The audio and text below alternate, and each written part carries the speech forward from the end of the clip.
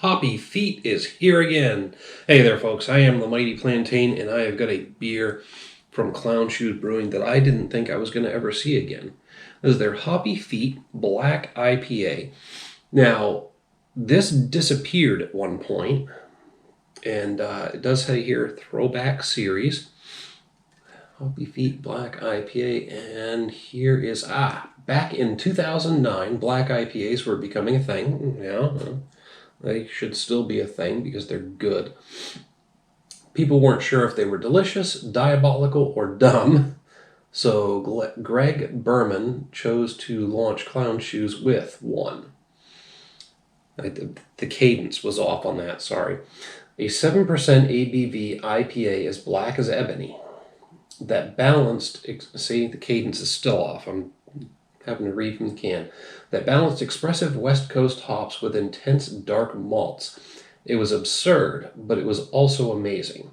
Hoppy Feet launched a brand and returns now for our 10th anniversary. Oh, I didn't realize they've been around for 10 years. The wacky label is a throwback to the original artwork. We hadn't found our graphic style yet, but the imagery makes us giggle. On a semi-serious note, thank you to all of our friends who help us survive. Without your support, we'd be standing in front of a convenience store humming heavy metal songs. Nice. You'll catch that reference if you're cool. But yeah, I do kind of like the label art. But I will say this, ever since I started drinking Clown Shoes beers, I have seen a little slight change in the artistic style. My first was actually the Tramp Stamp IPA. So obviously bought it for the name. The artwork was nice, and the beer wound up being fucking awesome. So I quickly went back to my local beer store and grabbed every Clown Shoes beer I could find. And I've been doing that ever since. Anytime I see a new one from these guys in my local beer store, I'll pick it up. And I'll say this, I don't necessarily see all the new ones around here because, well, the beer store that's closest to me doesn't always get the newest or all the varieties that they put out.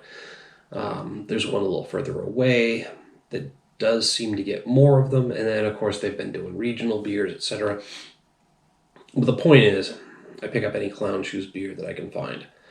And even after the Harpoon Clown Shoes merger, I'm still seeing that Clown Shoes is operating as an independent entity, and I am liking that. Because, sometimes you see a bigger company acquire a smaller one, and then that smaller company seems to lose its identity and just be absorbed into the grander business plan of the larger company. But Clown Shoes still operates independently to a certain degree and is producing the same crazy beers that they have been all along. Don't get me wrong, Harpoon's got some solid beers, and it's a great brewery, but Clown Shoes is a little more off the wall. And you can't tell me I'm wrong about that. So, glad to see they're still continuing to do what they always did. And, Harpoon coming in, being an employee-owned brewery and acquiring a smaller brewery, I was pretty sure they were going to be able to maintain their identity because that whole employee-owned culture is really important, and it gives a different identity to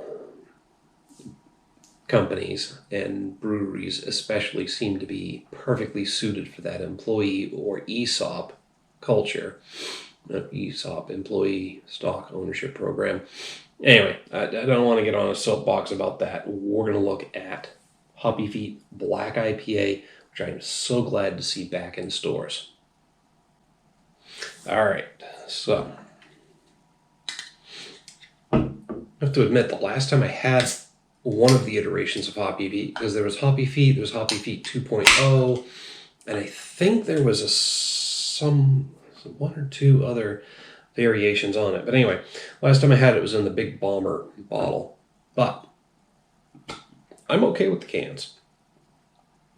Clown Shoes, just like a lot of other breweries, has been using the right kind of cans so that the beer does not pick up that metallic tinny taste. It works out pretty damn well. Oh, look at that. Dark beer, nice, thick head.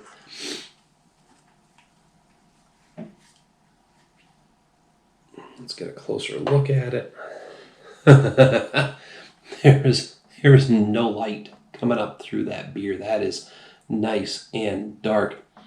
Like they said, a lot of people don't seem to know what to think of black IPAs or dark IPAs. I love them. I mean, there's some local Maine breweries who have been doing black IPAs for years now. There's a lot of breweries who have a black IPA. I will always like black IPA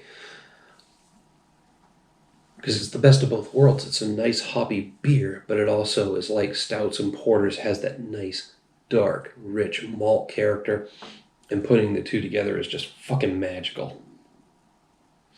Anyway, it's a good looking beer. And look at that head. That head is going nowhere. Oh, getting a nice hoppy aroma off of it. Hints of pine, citrus. Maybe a little bit of floral. I mean, pine and citrus are what I'm keyed to the most. So if I'm getting any floral at all, that's unusual for me.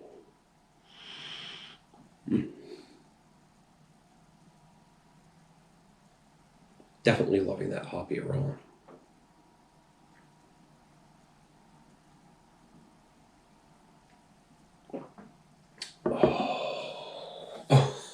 Oh. It's got a nice medium mouthfeel. And what I get is up front, I get a mouthful of hoppy bitterness with some piney and citrusy notes, but also some really heavy earth tones as well, which is funny because I didn't pick up on those in the aroma, but I'm getting them in the taste.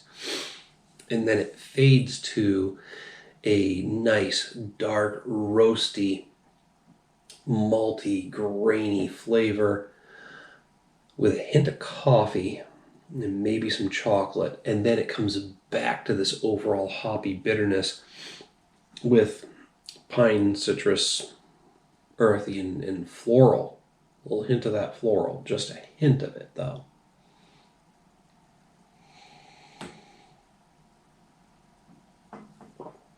Oh, really, really well put together. I'm loving it, and I'm getting some roasty notes from that, from those darker malts. A little hint, maybe a slight hint of char in the finish. But everything coming together just really, really well. I think there's a couple of statistics I didn't mention before. Oh crap, and I lost sight of them. If they're even on here. Ah, there it is. 7% ABV. That's the one I was looking for. I don't see the IBUs, but 7% ABV, so it's a little bit on the heavier side for a black IPA.